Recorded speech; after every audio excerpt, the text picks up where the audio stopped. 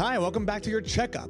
We are the patient-facing medical podcast where we bring conversations from the doctor's office to your ears. On this podcast, we try to bring medicine closer to its patients. I'm Ed Dulesky, a family medicine resident in the Philadelphia area. And I'm Nicole Rufo. I'm a nurse. And we are so excited that you can be here with us again today. All right. So today, we're going to spend about 2 to 5 minutes talking about the most recent things happening in our lives, which would include a lot of Love Island. Yeah, we've done nothing but watch this show. And it's so incredible. Good. It's consumed our lives. It has in the evenings. I understand the lore. Yeah, we've fallen behind on the Game of Thrones and the Shameless, and we've dived. We have went head first. Dived isn't the word. Head first into. Dove head first. I know you're just learning how to read, so. They're good books. Yeah. We dove head first into Love Island, and it's great. It's salacious, and I can't stop watching. It's more surprising than Game of Thrones. At various times it is.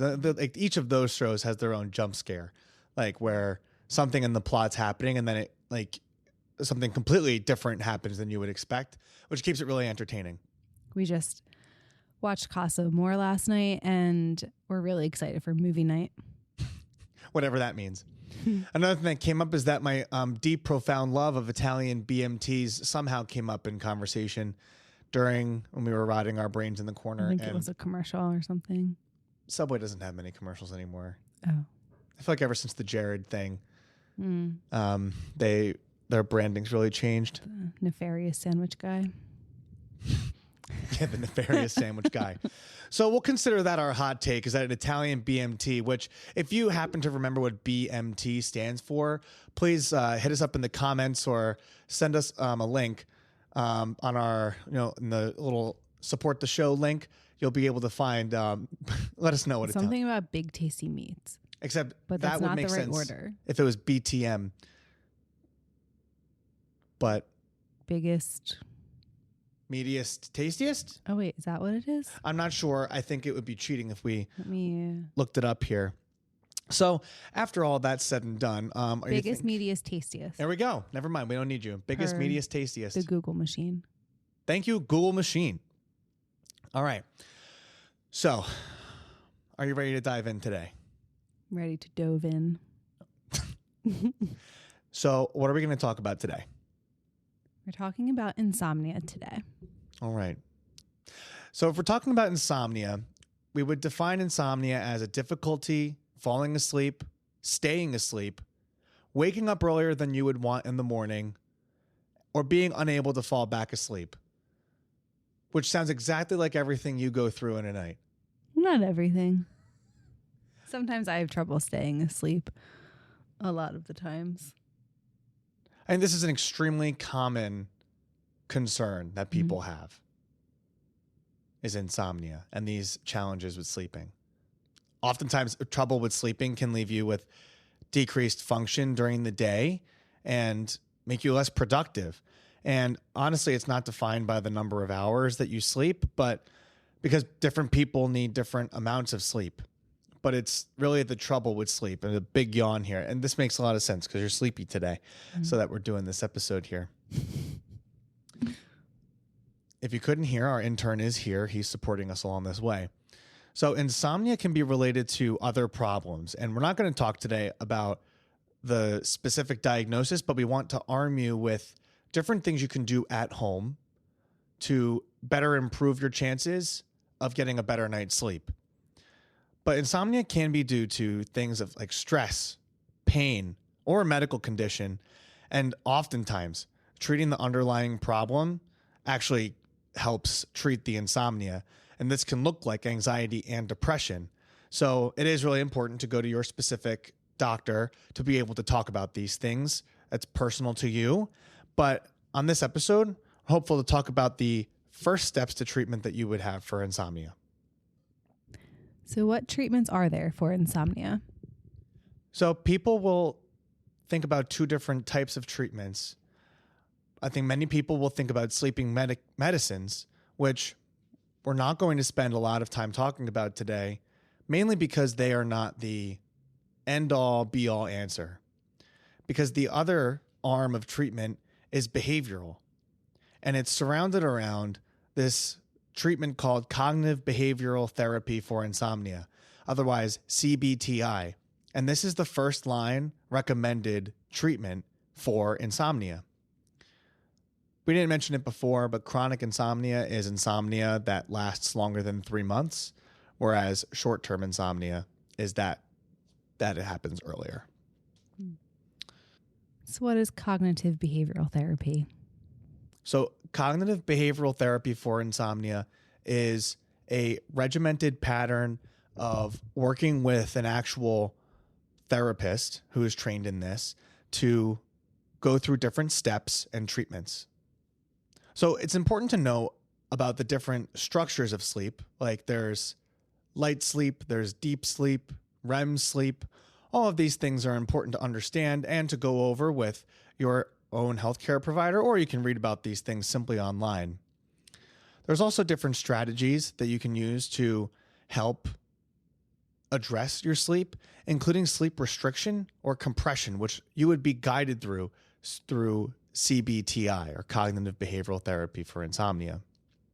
So one principal piece of cognitive behavioral therapy for insomnia is sleep restriction or sleep compression, which is a guided treatment that maximizes the amount of time that you spend in bed asleep. Because a lot of people with insomnia spend time in bed awake, which perpetuates the whole issue. And so sleep diaries are used and logs, and perhaps you have a device on your arm or your wrist that can help track how much time you're asleep when you're in bed, which is one key feature of this. But it's important to know that you can be sleepier during the day because you'll maybe be spending less time asleep in the beginning as you're trying to maximize the amount of time asleep in bed.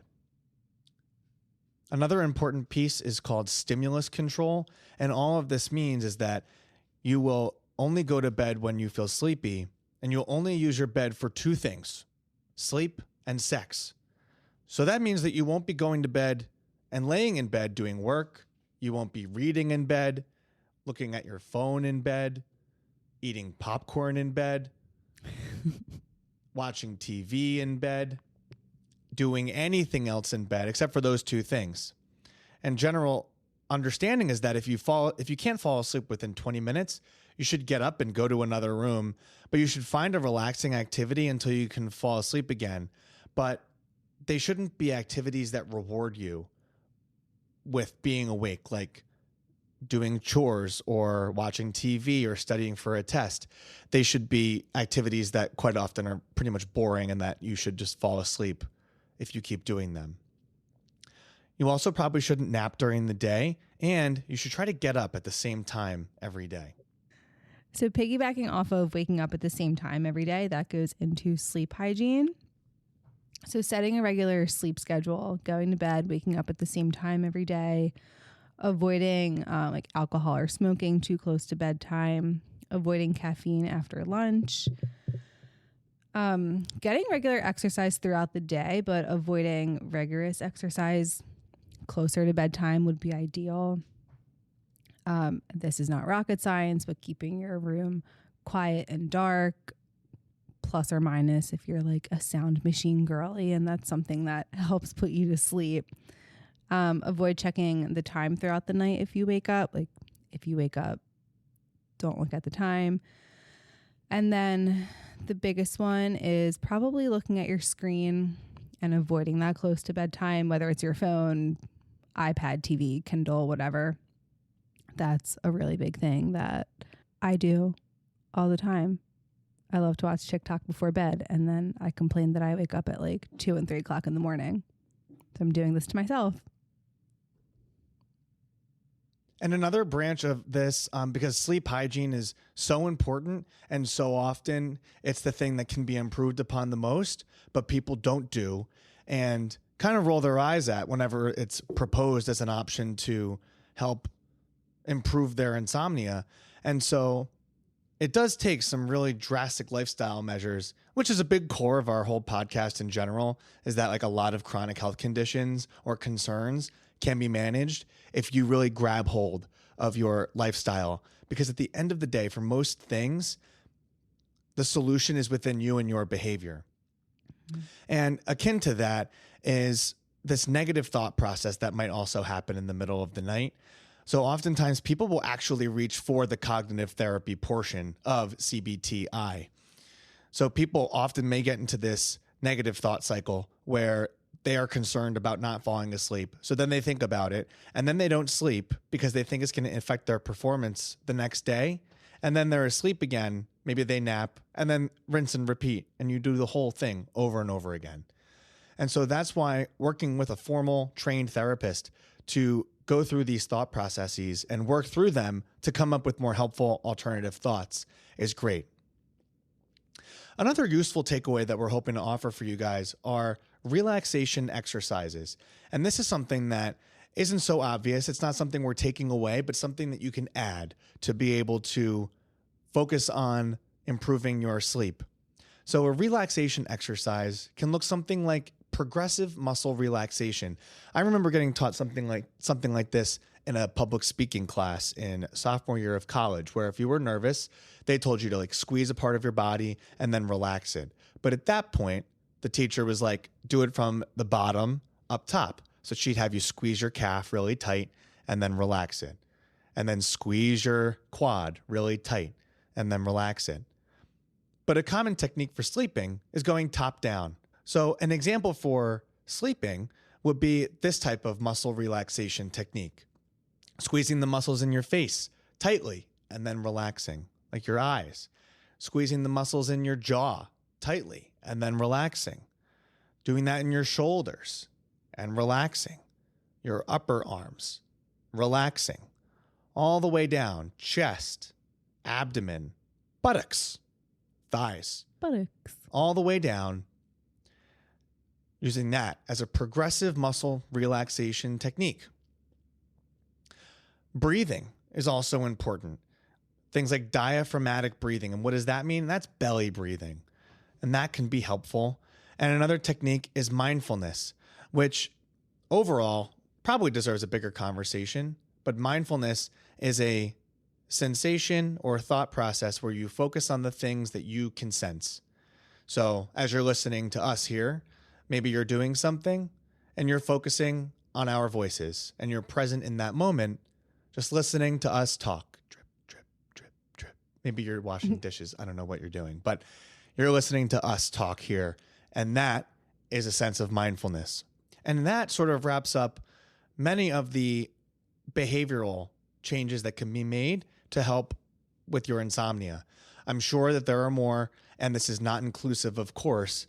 And there's actually a whole medical specialty about this called sleep medicine.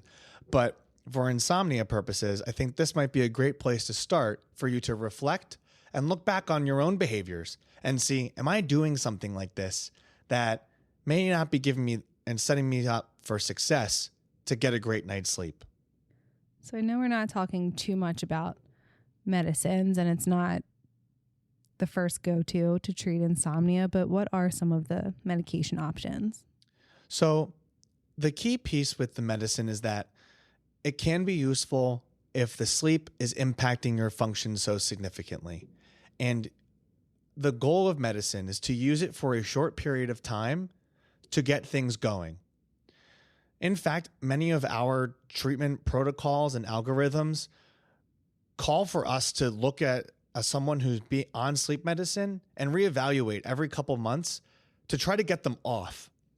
So at the end of the day, it's not the long-term solution. Everything in the first half of the episode is the long-term solution. But sometimes if it's affecting your function, you need something. And so your doctor will recommend one of various types of medications based on your age, your health conditions, or the symptoms that you're mainly having. There are 4 main classes of medications. I'll use their long names, which won't be relevant to most of our audience, but just to see them out and hear their names out loud. Benzodiazepine receptor agonists, dual orexin receptor antagonists, histamine receptor antagonists, and melatonin receptor agonists. Kind of going through each of them in brief. Benzodiazepines and non-benzodiazepines were common medicines, and they're floating around out there, but they're not great. They may be very effective for their purpose of getting people to be calm and relaxed, but they are habit forming and addictive, and people develop a tolerance to them over time. And so they are not a great long-term solution and are not used first line anymore to be able to treat sleep, at least in everything that I've been seeing. You may more commonly see the non-benzodiazepine medicines, and perhaps will be prescribed by your doctor or by one of the sleep medicine specialists, but it's not something that's more commonly reached for. And they also can cause some unusual behaviors with sleep, like eating, driving, or having sex after going to sleep, but not remembering these things at all. Orexin is a wakefulness neurotransmitter in the brain, which is not so important, but the idea behind the dual orexin receptor antagonists is that they block that neurotransmitter and make you sleepier thereafter. But they're also not very commonly used medications and sometimes can be expensive. A histamine receptor antagonist is kind of in the family of a Benadryl, but the more common sleep medication is doxepin. It can be used to treat depression in higher doses and may cause nausea and sleepiness, which is a side effect, which is why it's used. Additionally, there are melatonin receptor agonists. This medication is called Ramelteon, and it works similar to melatonin supplements by working on the body's system in that way, but it's not the actual hormone, melatonin, which occurs naturally as a part of our circadian rhythm. And there are a bunch of other over-the-counter ones you can get that will be advertised. Like I said, I mentioned diphenhydramine earlier, which is Benadryl. That's an antihistamine, and melatonin itself. And so that pretty much covers our episode today. We gave a brief introduction about what insomnia is, but we certainly didn't give it a ton of justice about, full definitions or every array of sleep disorder that there is. We talked about some behavioral interventions that you can use to be able to really change your lifestyle and focus on you and what you're doing every night to be able to give yourself the best chance to have a good night's sleep. And we did a brief overview of medicines with the big takeaway is that they're not the long-term answer, but sometimes they're needed for a solution to a really bad problem in the moment. Do you have any takeaways from this about what you might do for your insomnia? Well, having a dog bark in the middle of the night also wouldn't help. That would go under stimulus control. He doesn't bark in the middle of the night. He doesn't. He's a good boy. He's a good boy. He goes to sleep. Yeah, I should probably stop staring at my phone the second we get into bed. You're great about that, actually. Well, unless you're watching TikToks with me, but you don't look at your phone a lot or at all. You kind of just get into your mommy position and then you catch flies until the alarm goes off at 6:30 in the morning. Yeah, I kind of like this part of the episode where we break down what we talked about and how it applies to our own lives. I am a pretty good sleeper. Self-proclaimed. I do sweat in the middle of the night. By no means are we going to talk about sweating at night because I can't even figure that out for myself. Yeah. But that happens a lot. Peeing in the middle of the night. I feel like people have to get up and pee in the middle of the night a lot. Yeah. Separate issue. I usually do that too. People can afford to not drink water. So yeah, I drink a lot of water. I feel like at night, close to bed. So there's my problem. Yeah, maybe picking a couple hours before going to bed to have your last glass. If getting up in the middle of the night to go urinate. You're a thirsty girl is the thing.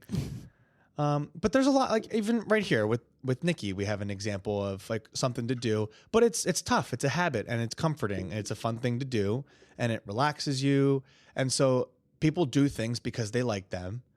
And we don't mean to come out here and be like, stop doing that, because people do everything for a good reason most of the time. So give it a think when you reflect on if you're getting enough sleep and if you're worried about insomnia. Ask your doctor, see what they have to say. But if you want to get started on something for yourself, maybe apply some of these things in this episode to your life. Not because it's medical advice, but because it's general advice. Sounds great. Thank you for coming back to another episode of Your Checkup. We're so excited that you were able to join us today. Our episodes continue to come out on Mondays. We have an Instagram where you can go follow us at Your Checkup Podcast. Our other contact information is there on our links on the profile. There's also a support the show link, which I'd love for you to consider because, while we love doing this for you all, and I love my patients, even though that's not you, but I love doing this with Nikki, it's not free. And the software isn't free, and some of the equipment and our time. So if you would be so kind as to take a look at supporting the show, we would be so deeply appreciative. Otherwise, we're so happy that you're able to come back. Make sure you leave us a comment wherever you listen to your podcasts, or you can reach out to us on our fan mail right on the episode description. We thought we got one, but it was actually just Nicole's mom, which we're so thankful for. But we thought that someone else who didn't know us reached out, and we'd love to hear from everyone. We're getting shout outs and we're seeing people listen to episodes all over the place. Oklahoma, we're seeing California, Wisconsin, seeing people at work who I'm working with side by side who are really interested in this. So maybe if you guys are listening, I'm so happy and grateful you guys are tuning in. And at that's the end of it for us. So we have to go make dinner and watch Love Island. And we have to get back to that. So until next time, I'm Ed Dulesky. I'm Nicole Rufo. Thank you and goodbye. Bye. Stay healthy, my friends. And neighbors. This information may provide a brief overview of diagnosis, treatment, and medications.